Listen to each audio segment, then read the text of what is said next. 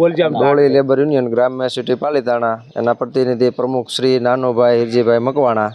અમારે એક એવો પ્રશ્ન છે કે એક અસામાજિક તત્વો દ્વારા ખોટી રીતે હેરાન પરેશાન કરવામાં આવે છે। અમને જૈન સમાજ કે જૈન સંઘ સાથે કોઈ પણ પ્રકારનો વાંધો નથી। અમારે એક અસામાજિક તત્વોનો જ વાંધો છે। કોઈ પણ અસામાજિક તત્વો દ્વારા કોઈ પણ પ્રવૃત્તિઓ અમારા એસોસિએશનની વિરુદ્ધ કે કોઈ પણ પ્રકારના કાર્ય ન કરે એ મારી ખાસ માગણી છે। બીજા નાના મોટા જે કાંઈ પ્રશ્નો છે તેમનું અમે સંકલન કરી અને મીટિંગ કરી અને એમાં સોલ્યુશન લાવવા માગીએ છીએ। અમે પ્રશ્ન શું છે? પ્રશ્ન અસામાજિક તત્વો છે એને પહેલાં પ્રથમ દૂર કરવા।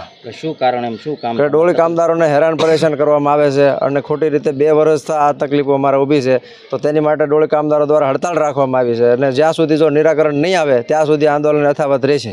કેટલા વ્યક્તિ કોઈ ગયા છે જાત્રા કરવા માટે કોઈ ગયા છે આપણે ડોળી કામદાર? નહીં, આજે કોઈ નહીં, બધા હડતાલ ઉપર જ છે। કોઈ ગયા નથી આજે। મજૂર છે, કામદારો છે, બધા જ હડતાલ ઉપર છે સંપૂર્ણ। કેટલા દિવસ લગી આપનો નિર્ણય નહીં આવે?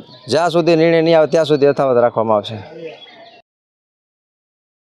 પ્રદીપભાઈ, અમારે એક તકલીફ છે કે અમે ડોળી કરીને નક્કી કરીને આવી તો એ ભાઈ આવે છે આડા, લાયસન્સ અમારું દીધેલું હોય બરાબર, 5000માં ડોળી નક્કી કરી હોય અને એ ભાઈ આવીને યાત્રિકમાં એમ કે તમે કેટલા પૈસા નક્કી કર્યા? તો યાત્રિક કે 5000 રૂપિયા કર્યા છે। તો યાત્રિકને શું કે અમે સસ્તામાં નક્કી કરાવી 3000માં એનું કાર્ડ પાછું આપી દો। એટલે અમારી એવી માંગ છે એ ભાઈને દૂર કરવાના છે, ત્યાં સુધી આ હડતાલ રહેશે। અને જે અમારી જગ્યા હતી ડોળી મેકવાની ત્યાં એ ભાઈ ગરી ગયા દાદાગીરી કરીને બરાબર, એટલે એ ભાઈને અહીંયાથી દૂર કરવાના છે, ત્યાં સુધીની હડતાલ રહેશે। આવી અમારી માંગ છે।